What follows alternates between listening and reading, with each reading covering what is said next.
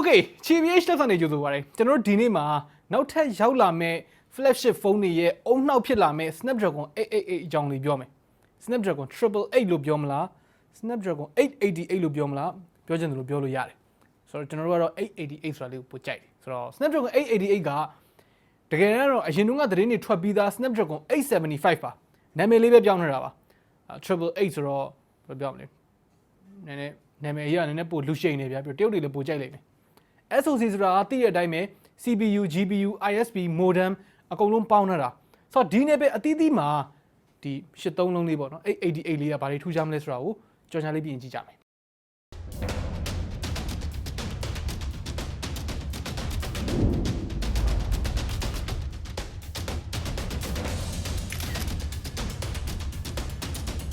Oppo F17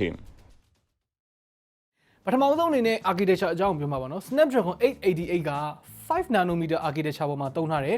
super high performance core ဖြစ်တဲ့ Cortex X1 ကိုသုံးထားတဲ့ပထမဦးဆုံး chip ဖြစ်လာတယ်။အဲ့ဒီ Cortex X1 က integer calculation တွေမှာအရင်တုန်းက Snapdragon 865 Plus မှာသုံးထားတဲ့ Cortex A77 ထက် 30% အခုနောက်အသစ်ထွက်တဲ့ Cortex A78 ထက် 23% ပိုမြန်တယ်။ပြီးတော့ machine learning abilities တွေမှာလည်း2ဆလောက်ပိုသားတယ်။ L1 cache တွေ L2 cache တွေမှာလည်း capacity က2ဆလောက်ပိုများတယ်။ဆိုတော့ဒီလောက် performance ကောင်းထွက်ဖို့ဆိုရင် Cortex X1 အနေနဲ့ physical size အနေနဲ့ကလည်းကြီးဖို့လိုလာသလို power လည်းပိုစားလာလိမ့်မယ်။အဲဒါကြောင့်မို့လို့ smartphone CPU တွေမှာ X1 core တွေကအများကြီးထည့်လို့အဆင်မပြေလောက်ဘူး။တခြားပုံမှန် core တွေနဲ့တွဲသုံးရတယ်ပေါ့ဗျာ။ဆိုတော့ Snapdragon 888က core 8 လုံးပါတဲ့ octa core SoC ဆိုတော့ခုနကပြောတဲ့ X1 ပေါ့နော်အဲဒီကောင်ကို 2.84 GHz တစ်လုံးရဲ့ 2.4 GHz ရှိတဲ့ Cortex A78 3လုံးရဲ့ကို performance အတွက်သုံးထားတယ်။ Power efficiency အတွက်မှာကျတော့ 1.8 GHz ပဲရှိတဲ့ Cortex A55 core လေးလုံးကိုသုံးထားတယ်။ဆိုတော့ overall performance အရာ Snapdragon 865 ထက် 25% ပိုမြန်တယ် 25% ပိုပြီးတော့ power efficient ဖြစ်တယ်။ဆိုတော့ GPU performance မှာလည်း Adreno 660 GPU အသစ်ကြောင့် rendering performance တွေမှာ 35% လောက်ပိုကောင်းတယ် power efficiency မှာ 20% လောက်ပိုကောင်းတယ်။ဆိုတော့ high refresh rate display ပါတဲ့ဖုန်းတွေအနေနဲ့ 144Hz gaming ကိုရစေခြင်းတဲ့အနေအထားတစ်ခုသူတို့တွားနေကြတယ်ပေါ့နော်ဒါပေမဲ့ဒါတွေကတော့ developer တွေအနေနဲ့နည်းနည်းအားစိုက်ထုတ်တော့မှဖြစ်လာမယ့်ကိစ္စပေါ့ performance ကြီးရှိနေပေမဲ့လည်းအဲ့ဒါကိုအသုံးမချနိုင်ရင်တော့လည်းလက်ကားပဲ။ဆိုတော့ variable rate shading လို့ခေါ်တဲ့နည်းပညာအသစ်တစ်ခုကိုဒီ GPU မှာစထည့်ပေးတယ်။အဲ့ဒီနည်းပညာကိုကျွန်တော် PS5 မှာလည်းသုံးတယ်။အကျဉ်းပြပြောရရင်ဗျာ complex ဖြစ်တဲ့နေရာတွေမှာ GPU ရဲ့ performance ကိုပိုသုံးတယ်။ရိုးရှင်းလွယ်ကူပြီးတော့တိတ်ပြီးတော့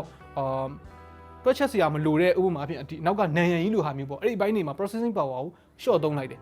ဆိုလိုချင်တာကနံရံကြီးမှာမလိုအပ်တဲ့ power တွေသုံးမနေရတော့ဘူးပေါ့အပေါ်မှာပြောခဲ့သလိုမျိုးပဲကျွန်တော်တို့ hardware ကြောင့် performance က 35% လောက်ပိုကောင်းလာတဲ့အပြင် VRS ကြောင့်လည်း 30% လောက်ထိ performance boost ရနိုင်သေးတယ်ဆိုတော့ Snapdragon 888က gaming ပိုင်းမှာတော်တော်လေးကျန်းမဲ့သဘောမှာရှိတယ် Game Quick Touch ဆိုတဲ့ feature ပေါ့နော်အဲ့ဒါတော့ကျွန်တော်တို့ပွင့်လင်းဆုံးပြောရင်တိတ်နားမလဲဘူးmarketing terms ပဲလားတကယ်ဘယ်လိုလုပ်လို့မှလည်းတော့မပြောတတ်ဘူးသူက touch latency ကို 20% အထိ short ချပေးမယ်လို့ပြောတယ်ဒါတော့တကယ်ထွက်လာမှတေချာစမ်းကြည့်လို့ရမယ်ပေါ့နော်တေချာစမ်းကြည့်ရဆိုရင်လည်းလူမျက်လုံးနဲ့မြင်နိုင်ရင်မှမြင်နိုင်ပါလောက်ကြတော့လေဆိုတော့ဒီ Snapdragon 888က SoC ထဲမှာ ISP 3ခုပါတဲ့ပထမဆုံး SoC ပါအရင်က800 series မှာ dual ISP ပဲ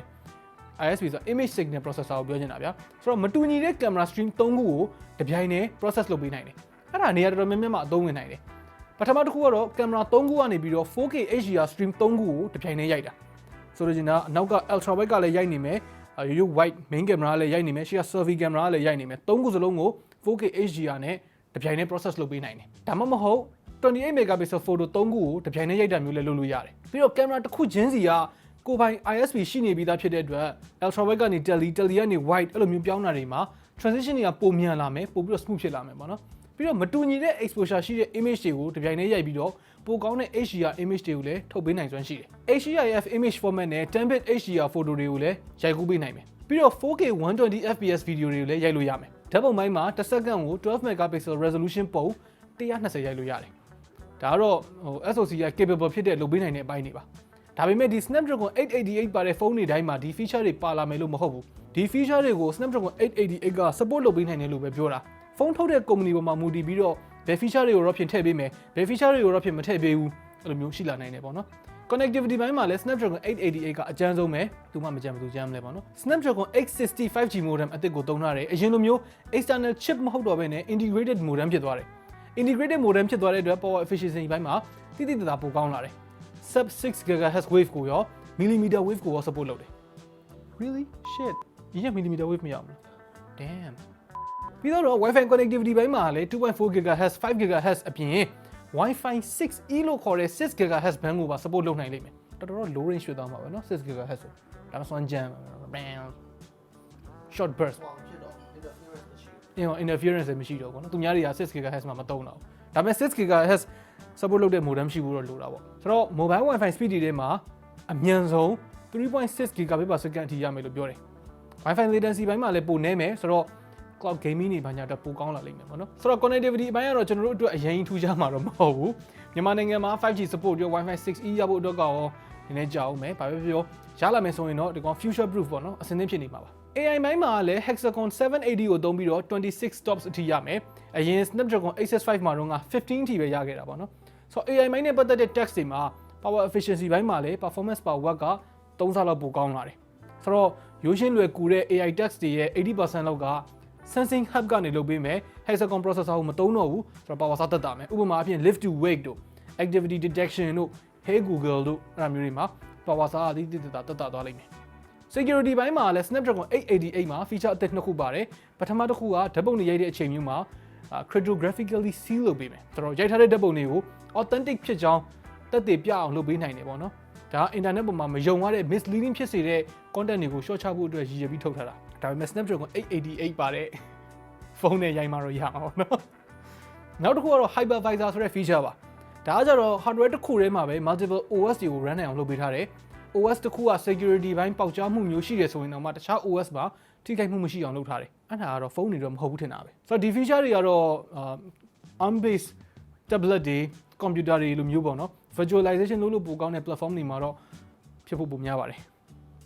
2021ပထမ၄လပိုင်းလောက်မှာထွက်မဲ့ကျွန်တော်တို့ Mi 11တို့ OnePlus 9တို့လိုမျိုးအပါအဝင်ပေါ့နော်တခြားသော flagship ဖုန်းတော်တော်များများမှာဒီ Snapdragon 888ကိုသုံးလာဖို့ရှိတယ်ဆိုတော့အခုချိန်မှာ flagship ဖုန်းဝယ်ဖို့စဉ်းစားနေတယ် iPhone 12 series ကိုလည်းမဝယ်ချင်ဘူးဆိုရင်တော့မိတ်ဆွေခဏဆောင်မှုလိုလိမ့်မယ် Snapdragon 888ပါတဲ့ဖုန်းတွေကိုစောင့်ကြည့်ဖို့တိုက်တွန်းနေတယ်ဘာလို့လဲဆိုတော့ဘယ်လိုဖြစ်လာမလဲဆိုတော့ဘယ်သူမှမသိဘူးဒါပေမဲ့တေချာတခုကတော့ပိုကောင်းလာမှာပဲဆိုတော့အသစ်ကထွက်တော့မှာဘာလို့ဝယ်နေတော့မှာလဲဟုတ်တယ်မလား Okay ဆိုတော့ကျွန်တော်တို့ဒီနေ့ပြောလိုက်တဲ့နဲ့ပတ်သက်ပြီးတော့မေးချင်တာတွေဒါမှမဟုတ်ညှင်းခုန်ချင်တာတွေဆွေးနွေးချင်တာတွေရှိရဆိုလို့ရှိရင်အောက်က comment တွေမှာပဲတခါလေးဝင်ရောက်ဆွေးနွေးညှင်းခုန်သွားလို့ရပါတယ်နောက်နေ့မှတွေ့တာပေါ့